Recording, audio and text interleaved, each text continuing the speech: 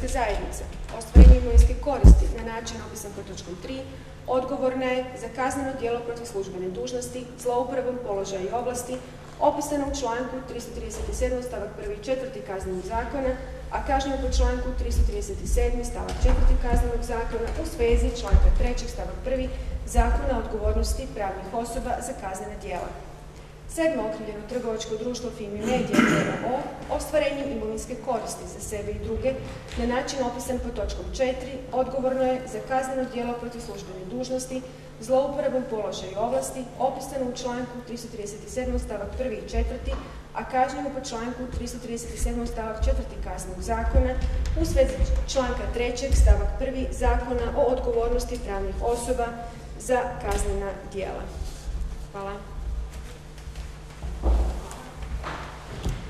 Možete sjesti. Nakon toga predsjednica vijeća poziva optuženike da se izjasne da li su razumjeli optužbu. Recite optuženici, jeste li razumjeli što vam se stavlja na teret? Prvo optuženi Ivo Sanader. Da, razumjeli se. Dobro. Drugo optuženi Mladen Barišić. Da, razumjeli se. Treće optuženi. Četvrto. Peto. Šesto. Sedmo.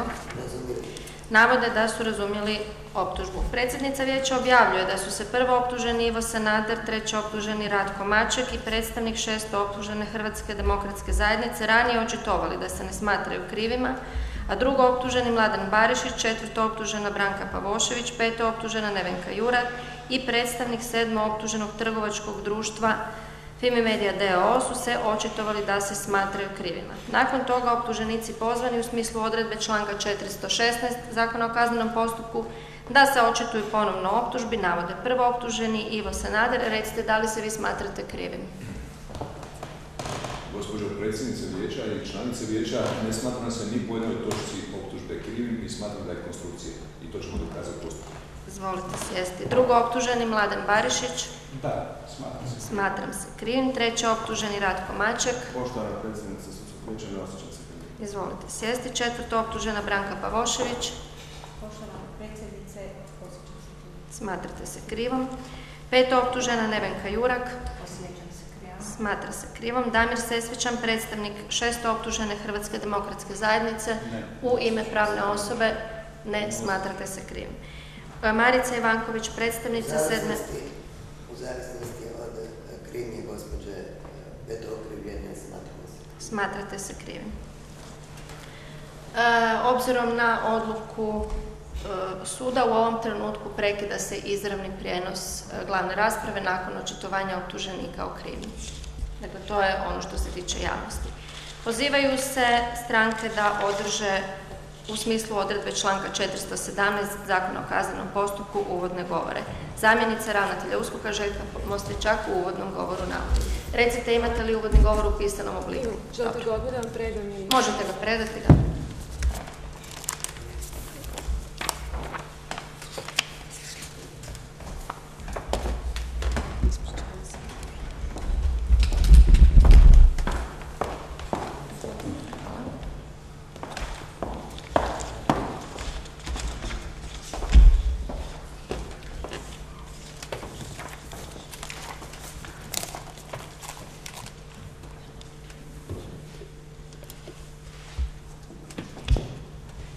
Prosinca 2011. godine Ured za suzbijanje korupcije i organiziranog kriminaliteta podigao je prethodno pročitanu optužnicu protiv imenovanih okrivljenika i okrivljenih pravnih osoba. Također smo iznijeli i materijalne i personalne dokaze, izvođenjem kojih ćemo dokazati navode optužbe i to. Dokazat ćemo da je okrivljenik Ivo Sanader kao predsjednik okrivljene Hrvatske demokratske zajednice i kao predsjednik Vlade Republike Hrvatske u namjeri pribavljanja znatne imovinske koristi za sebe, okrivljenu Hrvatsku demokratsku zajednicu i druge, u inkriminiranom razdoblju osmislio, organizirao i kroz cijelo inkriminirano razdoblje rukovodio kriminalnim udruženjem. Da je upravo okrivljenik Ivo Sanader taj koji je odredio zadatak kriminalnog udruženja i to kao nelegalno stjecanje sredstava i prikrivanje prihoda okrivljene Hrvatske demokratske zajednice i iz istih financiranja njenih potreba protivno zakonu Republike Hrvatske, kao i da je to kriminalno udruženje iskoristio za iznimno osobno bogaćenje koje je jednim dijelom kanalizirao i prema članovima svoje obitelji. Dokazat ćemo da su okrivljenici Mladen Barišić, Ratko Maček te okrivljenice Branka Pavošević i Nevenka Jurak prihvatili od strane okrivljenika Ive Sanadera određen zadatak i cilj tog kriminalnog udruženja kao i njegovo ostvarenje zajedničkim djelovanjem, čime su stekli status člana tog kriminalnog udruženja, kao i da su konkretno poduzetim radnjama dali svoj doprinos u ostvarenju tog cilja, dakle iznalaženje sredstava za nezakonito financiranje potreba okrivljenih Hrvatske demokratske zajednice i to okrivljenik Mladen Barišić kroz prikupljanje spornih donacija, kao i aranžman sa okrivljenim trgovačkim društvom Fimi Media, u kojem segmentu je svoje članstvo u kriminalnom udruženju oživotvorila i okrivljenica Nevenka Jurak, okrivljenik Ratko Maček kroz prikupljanje spornih donacija, kao i u segmentu trošenja spornih financijskih sredstava, okrivljenica Branka Pavošević kao šefica računovodstva pokrivajući knjigovodstveno-računovodstveni aspekt poslovanja Hrvatske demokratske zajednice, u kom dijelu, prema nalozima okrivljenika Ive Sanadera, danih osobno ili putem Ratke Mačeka, sporna sredstva nije evidentirala u poslovnim knjigama okrivljene Hrvatske demokratske zajednice te istima vršila nezakonita plaćanja. Dokazat ćemo da su članovi, dakle okrivljenici članovi kriminalnog udruženja postupali po nalozima okrivljenika Ive Sanadera, koji je ujedno odredio i smislio i ulogu zadatak svakog od njih, ali je iz pozicija funkcija koje je obnašao ujedno i stvorio pretpostavke njihovog djelovanja. Stoga ćemo dokazati da je djelatnost ovog kriminalnog udruženja povezala s jedne strane okrivljenu Hrvatsku demokratsku zajednicu, s druge strane Vladu Republike Hrvatske, pri čemu je isključivo jedina poveznica upravo okrivljenik Ivo Sanader, koji je u inkriminiranom razdoblju obnašao funkciju predsjednika OBE. Dokazat ćemo da je okrivljenik Ivo Sanader predstavljao kao predsjednik okrivljene Hrvatske demokratske zajednice, isto predstavljao da je bio odgovoran za njezin rad, ali i da je stvarno vodio poslovanje okrivljene Hrvatske demokratske zajednice u inkriminiranom razdoblju, čime je ostvario svojstvo odgovorne osobe, sukladno članku 18. u Republici Hrvatskoj na snazi kazneno-pravne konvencije o korupciji, kao i članka 4. zakona o odgovornosti pravnih osoba za kaznena djela.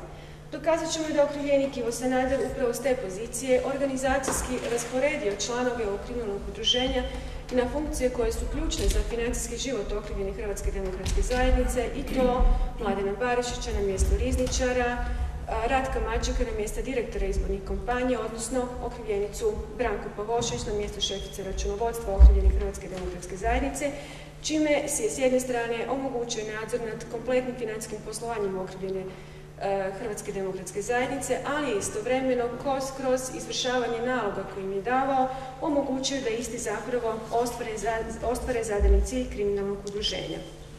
Dokazat ćemo da je naum u odnosu na okrivljeno trgovačko društvo Fimi Media bio taj da okrivljena Hrvatska demokratska zajednica kao vodeća parlamentarna stranka, imajući u vidu značaj koji to ima primarno za izvršnu vlast u Republici Hrvatskoj, osigura posao okrivljenom trgovačkom društvu Fimi Media, koja će za uzvrat istom predavati dio na taj način ostvarene dobiti. U tom segmentu ćemo dokazati da je okrivljenik Ivo Sanader, kako bi ostvario taj naum, ali istovremeno je osigurao potrebne sredstva, iskoristio položaj predsjednika Vlade Republike Hrvatske, imajući u vidu činjenicu da je Vlada Republike Hrvatske institucija preko koje je država, dakle Republika Hrvatska, kao osnivač pojedinih trgovačkih društava u istima ostvaruje svoja osnivačka prava, a time i utječe na imenovanje članova uprave tih društava, a što je sve iskoristio kako bi se na teret proračuna tih trgovačkih društava, ali u konačnici posredno na teret proračuna Republike Hrvatske, iz istih izvukla znatna novčana sredstva, i to u njegovu korist osobno, te u korist okrivljene Hrvatske demokratske zajednice i drugih. U kontekstu toga dokazat ćemo da je tijekom mjeseca travnja 2007. godine sazvao sastanak u Vladi Republike Hrvatske koji je imao za cilj s jedne strane intenziviranje poslovnog odnosa sa okrivljenim trgovačkim društvom Fimi Media od strane trgovačkih društava i institucija koje su u tom trenutku te odnose već uspostavile, odnosno uspostavu poslovnog odnosa u odnosu na ona trgovačka društva i javne institucije koje do tog trenutka nisu uspostavile poslovni odnos sa okrivljenim trgovačkim društvom Fimi Media. Dokazat ćemo da je upravo iz tog razloga da su na taj sastanak pozivani samo oni predsjednici uprave, odnosno predsjednici uprave samo onih trgovačkih društava koji su ujedno i članovi Hrvatske demokratske zajednice, dok predsjednici uprava trgovačkih društava koji nisu pripadnici te stranke na taj sastanak nisu bili pozvani, već su ispred tih trgovačkih društava, odnosno javnih institucija, pozivani predstavnici koji su članovi okrivljene Hrvatske demokratske zajednice. Također ćemo dokazati da jedan od ciljeva tog sastanka zapravo bio jačanje pozicije moći okrivljenika Ratka Mačeka i Mladena Barišića, koji su uz okrivljenika Ivu Sanadera nazočili tom sastanku, odnosno predsjedavali istim, i to kako bi se isti akceptirali kao osobu od iznimnog povjerenja okrivljenika Ive Sanadera kao predsjednika Vlade Republike Hrvatske i kao osobi čijim se traženjima i čijim se zahtjevima treba bezrezervno udovoljiti. Dokazat ćemo da je u inkriminiranom razdoblju okrivljeno trgovačko društvo Fimi Media uspostavilo brojne poslovne odnose sa većim brojem, dakle, trgovačkih društava u isključivom i pretežitom vlasništvu Republike Hrvatske, javnim institucijama, državnim tijelima, kao i trgovačkim društvima koji su s istima poslovno povezani, a to upravo na traženje okrivljenika Ive Sanadera, osobno, odnosno putem okrivljenika Mladena Barišića. Dokazat ćemo da iz tako uspostavljenih poslovnih odnosa okrivljenog trgovačkog društva Fimi Media proizašla znatni prihodi i znatna dobit, od čega je iznos od 16.273.764,62 kune korišten u korist okrivljene Hrvatske demokratske zajednice na dva načina. Jedno je predajem gotovinskih sredstava od strane okrivljenice Nevenke Jurak Mladenu Barišiću, koji je dio tih sredstava dalje prosljeđivao okrivljenici Branka Pavošić, da su iste po nalozima okrivljenika Ive Sanadera korištene za potrebe okrivljene Hrvatske demokratske zajednice, ali i na drugi način, i to neposrednim plaćanjem dobavljačima trgovačkog društva Fimi Media, koji su zapravo svoje usluge, odnosno usluge i robe pružale neposredno okrivljenoj Hrvatskoj demokratskoj zajednici. Dokazat ćemo da je iznos od najmanje 15 milijuna kuna koji je okrivljenica Nevenka Jurak predala okrivljeniku Mladenu Barišiću, isti predao okrivljeniku Ivi Sanaderu, koji je isti zadržao za sebe, kao i da je dio novčanih sredstava korišten za podmirenje potreba okrivljenika Ive Sanadera kao i članova njegovih obitelji. Također ćemo dokazati da je u inkriminiranom razdoblju okrivljenik Ivo Sanader, Ratko Maček i Mladen Barišić, da su isti prikupljali donacije za okrivljenu Hrvatsku demokratsku zajednicu, koristeći se pritom činjenicom da je okrivljena Hrvatska demokratska zajednica bila vodeća parlamentarna stranka i s te osnove stavljajući u izgled donatorima moguće pogodnosti, da iznos od 15.335.800 kuna po nalogu okrivljenika Ive Sanadera, okrivljenice Branka Pavošević, nije evidentirala u poslovnim knjigama okrivljene Hrvatske demokratske zajednice. Dokazat ćemo da je okrivljena Hrvatska demokratska zajednica sukladno Zakonu o političkim strankama, ali i Zakonu o financiranju političkih stranaka, nezavisnih lista i kandidata, bila dužna u svojim poslovnim knjigama iskazati sve svoje prihode, da je bila dužna voditi poslovne knjige sukladno propisima o računovodstvu neprofitnih pravnih osoba, kao da je u konačnici, kao i svi subjekti u ovoj državi, bila dužna vršiti plaćanje sukladno zakonu, što sve u inkriminiranom razdoblju nije učinila radnjama okrivljenika Ive Sanadera kao predsjednika i radnjama Branke Pavošević kao šefice računovodstva. Stoga ćemo dokazati da je na opisan način Hrvatska demokratska zajednica u inkriminiranom razdoblju svojim postupanjem svojih odgovornih osoba pribavila materijalnu korist u iznosu od 31.609.544,62 kune. Također ćemo dokazati da je spornim i inkriminiranim poslovanjem okrivljenog trgovačkog društva Fimi Media osobnu korist stekla i okrivljenica Nevenka Jurak u iznosu od 2.556.000 kuna, te okrivljeno trgovačko društvo Fimi Media u iznosu od 11.897.722,23 kune. Također bih ovom prilikom željela navesti kako ćemo sukladno Zakonu o oduzimanju imovinske koristi ostvarene kaznenim djelom i prekršajem tijekom ovog kaznenog postupka sudu staviti obrazloženi prijedlog oduzimanja imovinske koristi koji će se odnositi na osobe i imovinu u odnosu na koje su tijekom prethodnog postupka Ko je to? Molim vas, izađite van. Dobro, vi ne možete izaći van, ali ja vas lijepo molim, mislim...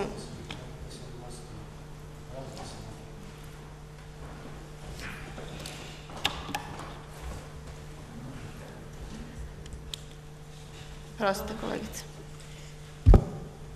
Samo bih dakle željela napomenuti da ćemo sukladno odredbama Zakona o oduzimanju imovinske koristi ostvarene kaznenim djelom i prekršajem tijekom ovog postupka sudu staviti obrazloženi prijedlog za oduzimanje imovinske koristi koji će se odnositi na osobe i imovinu u odnosu na koje su tijekom prethodnog postupka donesene privremene mjere osiguranja oduzimanja imovinske koristi. Hvala. Željka Mostečak u uvodnom govoru obrazlaže odlučne činjenice koje namjerava dokazati u kaznenom postupku na temelju dokaza koje će izvesti, te u cijelosti iskazuje suglasno kao u pisanom podnesku koji predaje u sudski spis i koji postaje sastavni dio raspravnog zapisnika. Točka, novi red. Branitelj prvooptuženog Ive Sanadera. Izvolite. Poštovana gospođo predsjednice, u smislu člana 417 stav 1 ZKP-a, obrana prvooptuženoga će uvodni govor u kojem će demantirati navode optužbe i dokazati da se ona zasniva isključivo na konstruiranim iskazima, dati nakon što se izvedu dokazi predloženi po optužbi. Dobro. Recite ovako, tko od obrane misli držati uvodni govor danas? Koliko sam shvatila, pravilo je da uvodnog govora neće biti, nego da je to zapravo izuzetak. Dakle, tko će držati uvodni govor? Dobro. Nitko od branitelja drugih neće, osim u ime Hrvatske demokratske zajednice i kolegice, pretpostavljam vi. Dobro. Ja sad želim samo napomenuti jednu stvar ovim ostalim braniteljima koji neće držati uvodni govor. Prvo, što se tiče okrivljenika koji su priznali krivnju, moram priznati da ne razumijem zašto se uvodni govor neće držati, jer je to naprosto jedna formalnost. Činjenica da su neke obrane najavile da će uvodni govor držati nakon što tužiteljstvo izvede svoje dokaze, moram priznati da je poprilično na tragu jedne zlouporabe, a sad ću objasniti iz kojeg razloga. Mi smo imali pripremno ročište. Na pripremnom ročištu je donesena odluka o dokaznim prijedlozima obje strane, i tužilaštva i obrane. Usvojeni su dokazni prijedlozi obrane. Velik dio dokaznih prijedloga obrane je usvojen na okolnosti na koje se ti svjedoci misle ispitivati u daljnjem tijeku dokaznog postupka. Pri tome, određeni broj svjedoka koje je predložilo tužilaštvo, predložila je i obrana. Podudaraju se, dakle, dokazni prijedlozi. Ovakav stav da se neće održavati uvodni govori je u suprotnosti onom što je rečeno na pripremnom ročištu. Pa obrana valjda zna što će dokazivati, zna se što se govori u uvodnom govoru, odlučne činjenice koje će se dokazivati, dokazi koji će se izvesti, pravna pitanja koja su sporna i sporne činjenice koje zahtijevaju razjašnjenje. Ovakav stav sada znači da mi krećemo u dokaznom postupku sa izvođenjem dokaza koje je predložilo tužilaštvo i svi oni svjedoci koje predlaže i obrana i koje predlaže tužilaštvo zvaće se 2 puta. Pa sada ja, ne da apeliram, to je naravno pravo obrane da disponira sa svojim pravom u postupku, koliko je to oportuno, što se tiče i tih svjedoka i što se tiče odugovlačenja postupka, a posebno apeliram na branitelje čiji su branjenici priznali krivnju, da ne stavljaju zapreku ispitivanja tih svjedoka. Ja ću sada, obzirom da ste vi prvi pa ste se prvi izjasnili, odrediti kratak prekid da donesete konačnu odluku. Dobro, ja ću vaše konstatirati. Ja govorim sad u odnosu na ove druge za koje sam se sada očitovala i objasnila sam koji su procesni razlozi radi koji zauzimam ovakav stav. Ja ne kažem da to jest zlouporaba prava, jer vi na to... Ne, ja to ne kažem, ali kažem ako imamo 50 svjedoka koji su predloženi i sa jedne i sa druge strane, da podsjetim samo da onda te svjedoke, kada ih budemo ispitivali kao dokazne prijedloge tužilaštva, ih obrana neće moći ispitivati u glavnom ispitivanju na okolnosti na koje je predložila na pripremnom ročištu, a što je ovaj sud usvojio. Dakle... Da, to nije naš problem. Ovo je jedna pozicija koja je potpuno moguća i koja moguća je. Logike da se kaže da ćemo se očitovati nakon što tužitelj izvede svoje dokaze. A s druge strane dio dokaza obrane može i otpasti, jel? Ja se, kolegice, slažem, ali dužnost je suda da se brine o tome da se predmet svestrano raspravi i da se brine o tome da se postupak ne odugovlači, odnosno da se provede što je ekonomičnije moguće. Dakle, moje je bilo da ja na to upozorim, vaše je pravo da kod svojega ostanete, pri čemu kažem ponovno, u odnosu na okrivljenike koji su priznali krivnju, ne vidim zapreke da se ti uvodni govori održe. Dakle, evo, to je jedino što sam ja htjela reći, poštujem pravo da obrana sebi pridržava, da to tako bude i da ti svjedoci budu pozivani u 2 navrata. Sud ima vremena, dakle, to nije nešto što će predstavljati nekakav veliki problem, ali je dužnost suda da to istakne i na to upozori sve sudionike ovog postupka. Dakle, vi ostajete kod toga da ne želite držati... Dobro, s obzirom da ste vi sad objasnili, dakle, ne može zakonsko pravo biti zlouporaba. Niti graniči zlouporabom, niti se u kontekstu bilo čega treba spomenuti uopće mogućnost zlouporabe. Ja sam rekla dakle, da nije, mi se koristimo kolega. svojim zakonskim pravom. Tako to je, da. Pod 1. Pod 2. Ovo je postupak u kojem se na dosta različitih načina ponašaju pojedini optuženici.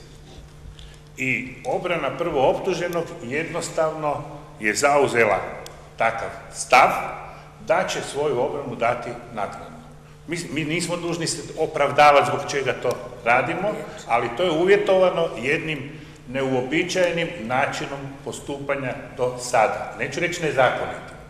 I jednostavno iz određenih strategijskih razloga mi smo se odlučili za iskoristiti ovo pravo. Jasno nam je da to pričinjava određene poteškoće sudu, ali su prava obrane i prvo optuženika nama prevalentna.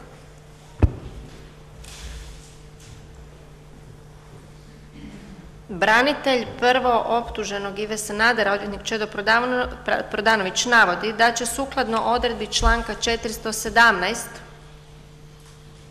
Zakona o kaznenom postupku obrana prvo optuženog uvodni govor iznijeti nakon što budu izvedeni dokazi tužiteljstva. Točka, novi red. Nakon toga, mislim, to su sve okolnosti koje su se morale reći i moraju biti u sudskom zapisniku. Dakle, dužnost suda je da brine o tome kako će postupak teći i da sve stranke budu o svemu upozorene. Nakon toga predsjednica vijeća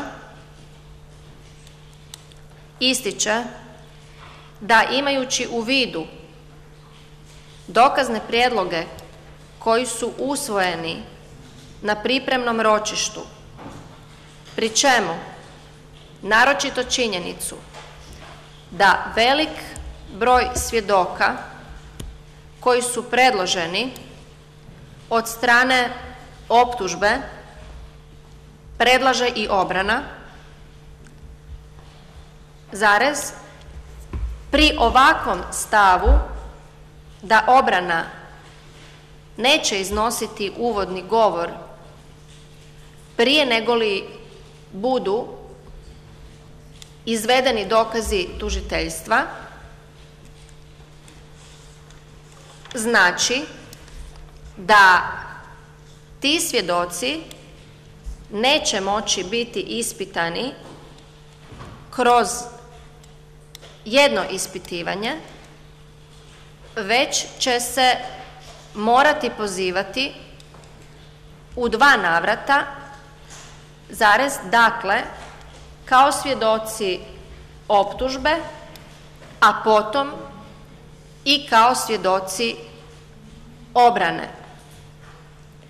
Točka. Pri tome, neupitno je pravo obrane da zauzme ovakav stav, ali se ukazuje na dužnost suda da se brine o svestranom i ekonomičnom raspravljanju stvari i vođenju sudskog postupka.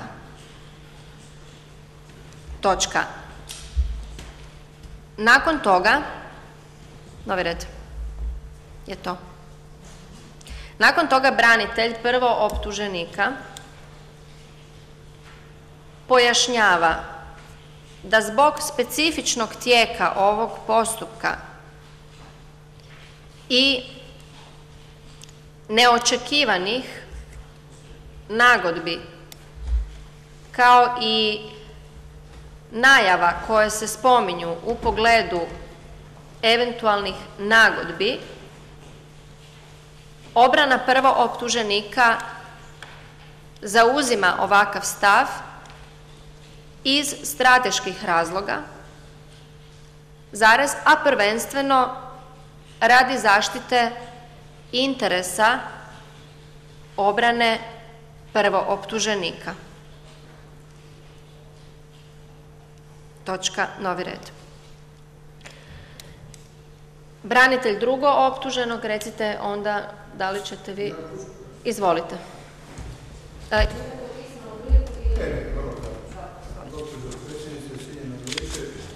Obzirom da moj branitelj u cijelosti priznaje ove točke optužnice koje mu se stavljaju na teret, mi kao njegovi branitelji nismo predlagali izvođenje nikakvih dokaza.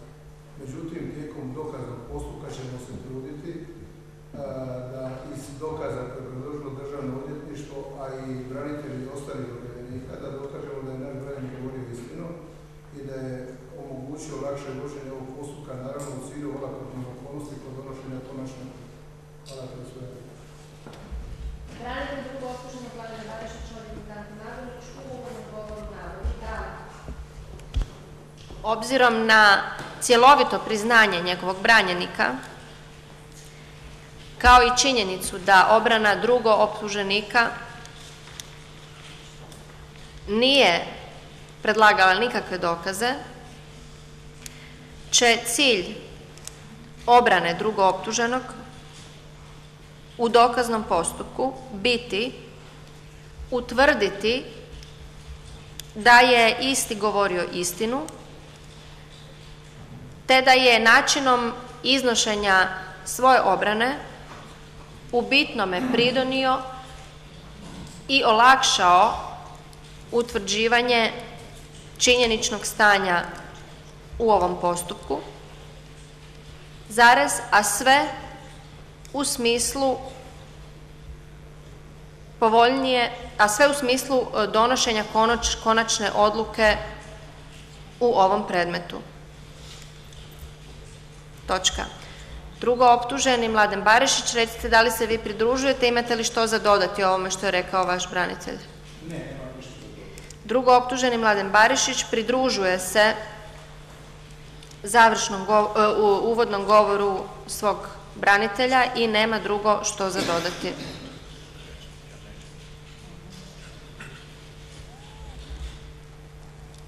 Točka. Branitelj trećeoptuženog Ratka Mačeka, odvjetnik Tihomir Rubeša. Kolega, izvolite. Poštovana gospođo predsjednice vijeća, i ja ću kao branitelj trećeoptuženika svoj uvodni govor održati nakon što Državno odvjetništvo, odnosno USKOK, izvede svoje dokaze.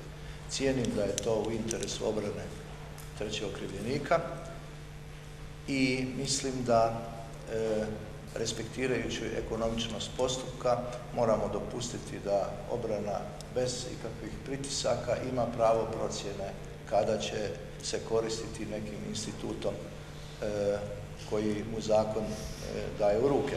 S druge strane, vodim računa o tome što ste rekli, pa ću, ukoliko dođe do iscrpljivanja teme obrane u glavnom ispitivanju strane optužbe, naravno da ću ja onda od saslušanja određenih svjedoka po potrebi odustati. Branitelj trećeoptuženog Ratka Mačeka, odvjetnik Tihomir Rubeša, navodi, bez uvodnog govora, navodi da će u interesu obrane trećeoptuženog uvodni govor održati nakon što tužiteljstvo izvede svoje dokaze, pri čemu pridržava pravo da eventualno od pojedinih dokaza i odustane ukoliko bude smatrao da je to korisno za obranu njegovog branjenika.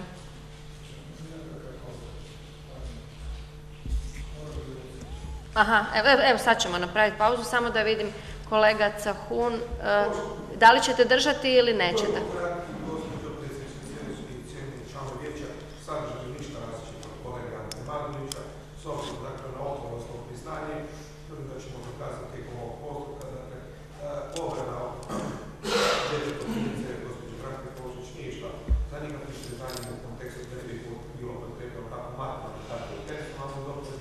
a ovo isto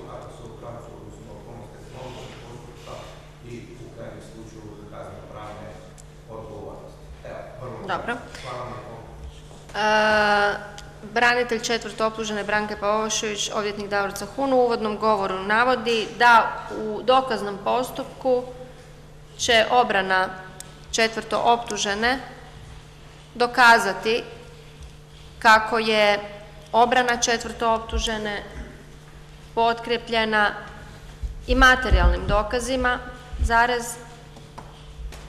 kako je ta obrana istinita i kako je također pridonijela boljem utvrđenju činjenica u ovom postupku.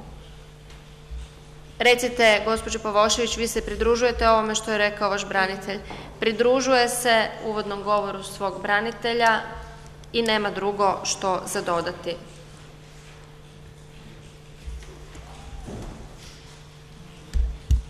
Točka novi red. Da. Poštovana gospođo predsjednice, zapošljavajući vašu sugestiju. Dobro, ali sad ćemo odrediti prekid pa ćemo nakon rasprave s vama nastaviti. Određuje se prekid glavne rasprave do 12 sati.